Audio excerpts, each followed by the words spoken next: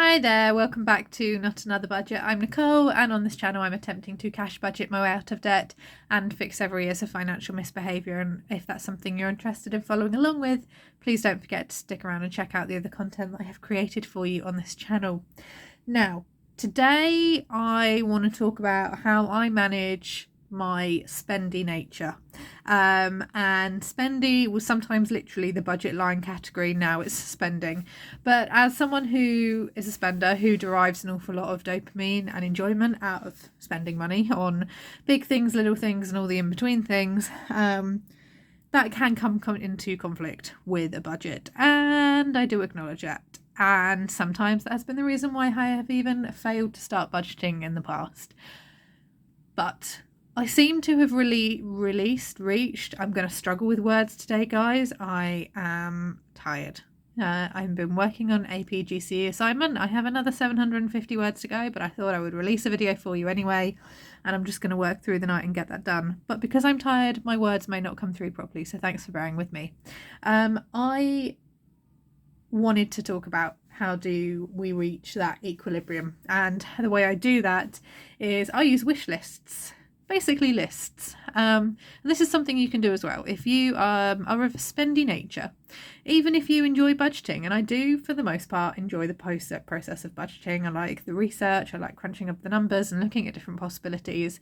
Is budgeting quite stressful and can it be upsetting at times? Yes. And then if you tie in the fact that you're a spender and you don't have the spending money you may want for your budget to spend how you like on what you like for you, it can be a little bit difficult. I will hold my hands up and say, yeah, there's been a few times where I've argued with myself about the amount of spending money I have given myself, but that is all the budgets say. And as I said, the budget has no opinion. The numbers have no options. The numbers don't lie. The numbers just are.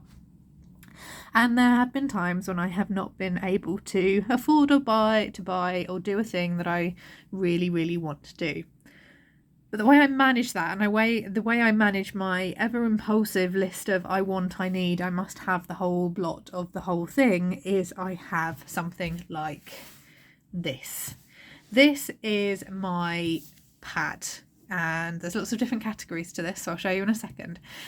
If you have purchased a budget planner and you have a spare note section, I recommend including this in because it's something I always refer back to when I do my budgeting as a whole.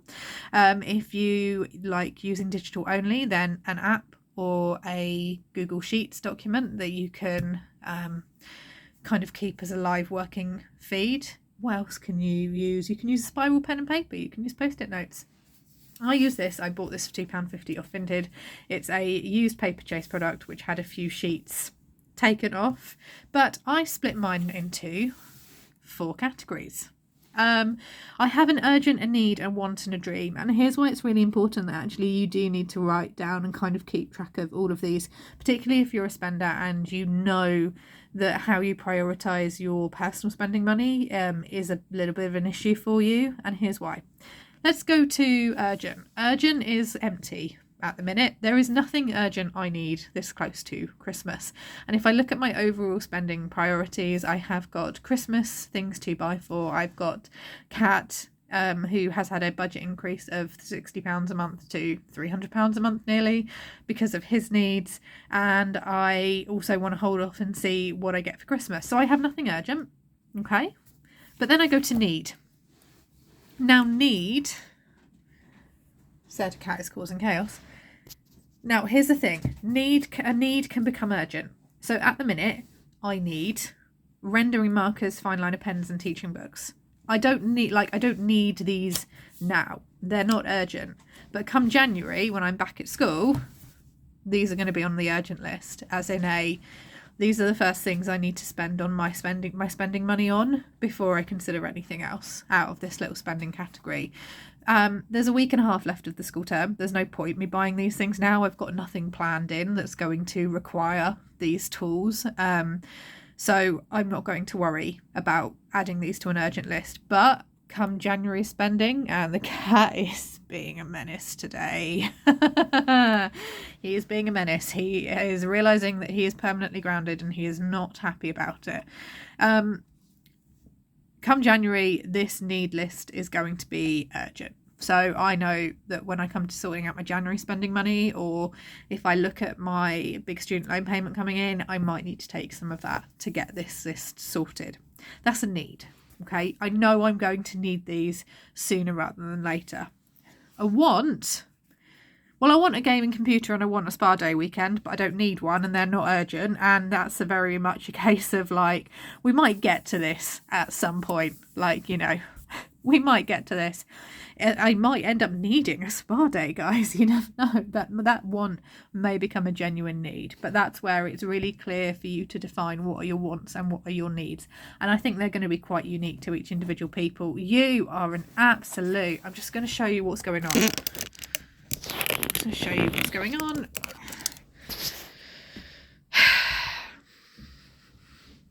You are a menace today. I love you lots. You've been an absolute monkey all day. Someone is realising that he's grounded. I have had yowling. You heard that right. Yowling at the front door.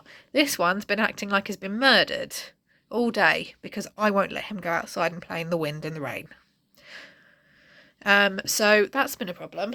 This is also going to make trying to film this video a problem. Thanks, love. Okay, I'm just going to have to freestyle it now because of the cat. So there will be some camera shake. I do apologise about that. So we have urgent. There's nothing on my urgent list for now. We have my need. There are some things that will become urgent. We have wants. You can want lots of things. You may not need them. They may not be urgent. And your dreams. I hate to say it. Some things will never move beyond a dream. I have been dreaming of a DSLR camera for a decade. I still don't have one. And even in my craziest of money spending times, I never committed and got one. Now that I have a YouTube channel and I'm doing more filming, I want a vlogging camera. It's a dream. I don't need a vlogging camera. I don't really want one. I dream of one. And a van to convert.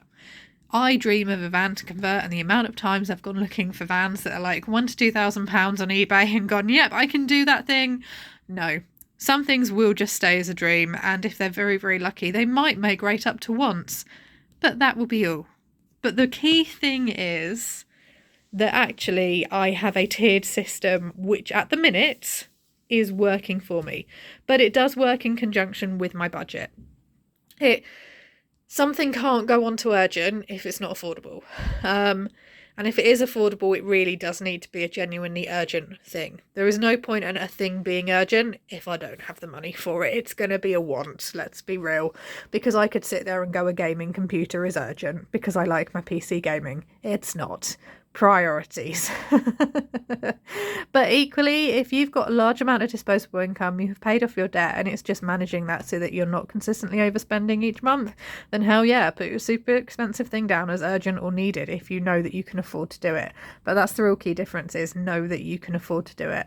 I know that I can afford fine line markers that are not of a particularly high quality, but therefore that means that I can get them for what I need. And I know that I can get rendering markers, brush pens, alcohol based inks and things like that for not that expensive. And I will start the process of researching like the reviews and the best place to do that, because that's half of the fun as well. And I know that there's a little bit of a camera shake, so I am going to cut this video slightly short.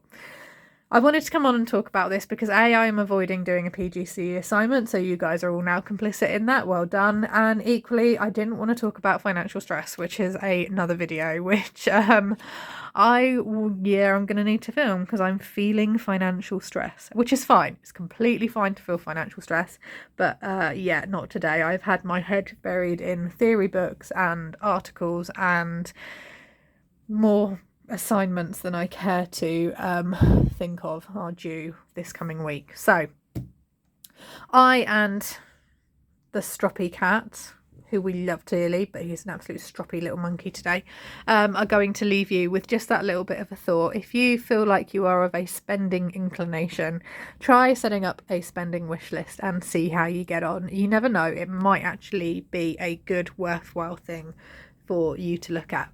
On that note, I'm going to love you and leave you. Bye bye for now, and I'll see you all tomorrow.